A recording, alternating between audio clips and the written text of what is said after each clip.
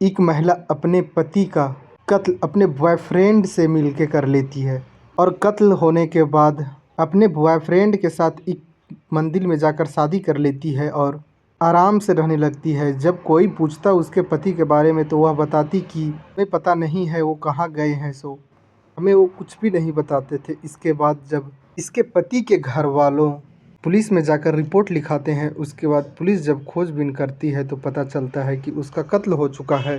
कातिल कोई और नहीं, उसकी पत्नी और उसका एक बॉयफ्रेंड है। नमस्कार, आप देख रहे हैं दी रियल क्राइम और मैं आपके साथ रंजित। उत्तर प्रदेश का जिला मैनपुरी में एक कस्बा लगता है सुनामई। वहाँ एक परिवार रहा करता था, जिस परिवार में टोटल दो भाई जो शादीशुदा और इन दोनों भाइयों का माँ और बाप रहा करते थे। लेकिन एक जो समीर नाम का भाई था वह केरल में रहा करता था और उसकी पत्नी यहीं रहा करती थी। इसका दो बच्चा होता है और समीर का भाई और भाभी घर में ही रहा करते थे। लेकिन समीर के जो भाभी होती है वह अक्सर अपने पति से बोला करती कि देवरानी के कमरे से कुछ अजीब अजीब आवाज़ आता है। लेकिन उसका पति यह कह के टाल देता है कि देवरानी बहुत संस्कारी है और उसके बारे में कुछ गलत गलत बात भी और चर्चा भी नहीं होता है, जिस वजह से हमें उस पे शक नहीं करना चाहिए। और यह बात धीरे धीरे फैलते फैलते मीरा तक पहुंच जाती है, जो समीर के पत्नी होती है। जब यह बात मीरा तक पहुंचता है तो मीरा गुस्से से लाल हो जाती है और अपने घर वालों, अपने सास ससुर और भैंसुर और गोतनी से बोलती है कि इस गंदे माहौल में हमें नहीं रहना है। हमारे साथ हमारे बच्चे का भविष्य खराब हो जाएगा। आप लोग का बहुत गंदा गंदा सोच है। और इतना गुस्सा में लाल हो जाती है कि अपने बच्चे को लेकर उसी वक्त घर से निकल जाती है और उत्तर प्रदेश के एक जगह में जाकर कमरे के डेरा लेकर ये रहने लगती है। उसके बाद समीर, मार्च के वक्त था, वह होली का टाइम था, वह केरल से अपना बोरिया बिस्तुरिया बांध कर घर आने लगता है और घर आता है। उसके बाद अपने पत्नी को एक डेरा वाला कमरे से लेकर अपने जिस पे माँ बाप और भाई रहा करते थे वहाँ पर लाता है और वहाँ रहने लगता है। लेकिन एक दिन समीर जो था, उसकी पत्नी शादी में जाते हैं और वहीं से समीर गायब हो जाता है। उसकी पत्नी आती है और आराम से घर में रहने लगती है। जब मीरा से पूछा जाता है घर वालों द्वारा तो मीरा बोलती है कि हमें पता नहीं है, वह मार्केट गए थे और मार्केट से ही कहीं चले गए। उसके बाद मीरा यहाँ से निकलती है और चल जाती है वही डेरा वाले कमरे पे। उसके बाद फिर वहाँ से लड़के के साथ कहीं और चली जाती है। घर वालों 2-3 दिन इधर ढूंढते हैं, काफ़ी ज़्यादा घर वालों परेशान हो रहे थे। यह मामला 31 मार्च 2025 का है और 7 दिन बीत जाता है। पुलिस में जाकर लोग एफआईआर भी करवाते हैं, लेकिन 7 दिन बीतने के बाद भी समीर का कोई अता पता नहीं चल रहा था। 1 अप्रैल 2025 को एक लाश मिला था पुलिस को, जो कि 72 घंटा तक रखने के बाद जब उसको कोई खोजबीन नहीं करता है तो पुलिस उसको जाकर अंतिम संस्कार कर देती है। लेकिन उस व्यक्ति का पोस्टमार्टम करवा रखी थी, जिसमें पोस्टमार्टम रिपोर्ट में साफ साफ था कि इस व्यक्ति को काफ़ी ज़्यादा वजनी चीज़ से मारने से इसका मौत हो जाता है। और पुलिस समीर का फ़ोटो भी खींच रखे थे और जब फ़ोटो दिखाया जाता है समीर के घर वालों को तो समीर के घर वाले पहचान लेते हैं कि यह कोई और नहीं, समीर ही है।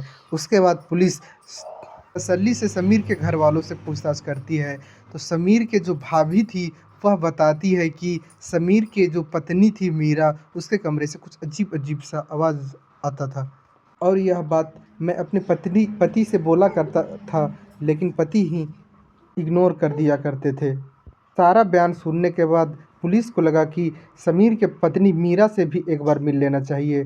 तो मीरा के वह जो कमरा ली थी किराए पर, वहाँ पर जाती है पुलिस।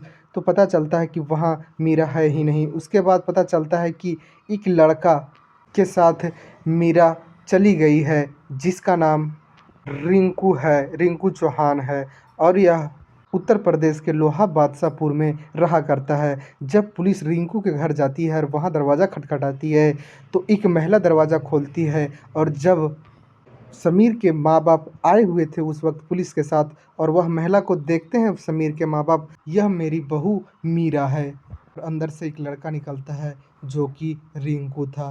पुलिस ये दोनों को उठाती है और पुलिस स्टेशन लेके आती है और ये दोनों से जब पुलिस पूछताछ करने लगती है तो ये दोनों एक कहानी सुनाते हैं और जो कहानी सुनाते हैं उस कहानी को सुनकर पुलिस का भी कलेजा छन्नी हो जाता है।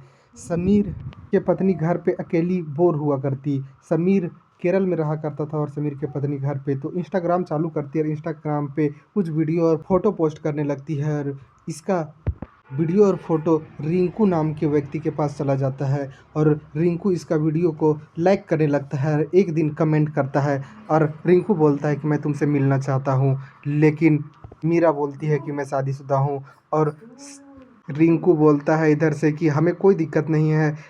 मीरा बोलती है कि मैं 2 बच्चे का माँ हूँ। रिंकू बोलता है कि मैं तुमसे शादी करना चाहता हूँ। उसके बाद मीरा का भी मन बदल जाता है और रिंकू से मिलने-जुलने लगती है। ये दोनों पहले ही जाके एक मंदिर में शादी कर लेते हैं और रिंकू मीरा के घर आया करता और मीरा उसको अपनी मौसी का बेटा बताया करती और साथ में रहा करती। एक दिन जब समीर केरल से घर लौट जाता है और वह फैसला करता है कि अब मैं केरल कमाने नहीं जाऊँगा, तो मीरा को बहुत बड़ा सदमा लगता है। रिंकू और मीरा एक प्लानिंग बनाते हैं कि क्यों ना समीर को मार दें और एक शादी समारोह में समीर और मीरा शामिल होते हैं और मीरा वहीं बोलती है अपना पति से कि हमें एक वो फ्रिज और कुछ सामान लेना है और एक मेरा मौसी का बेटा है जिसका दुकान है, उससे क्यों ना बात करके सामान ले लिया जाए। और समीर और मीरा वही रिंकू से मिलने के लिए जाते हैं और दारू-शारू पिलाते हैं समीर को और पीछे से एक पत्थर से ज़ोर से सर में मारते हैं। समीर वहीं बेहोश हो जाता है। उसके बाद लगातार इतना मारते हैं कि समीर का वहीं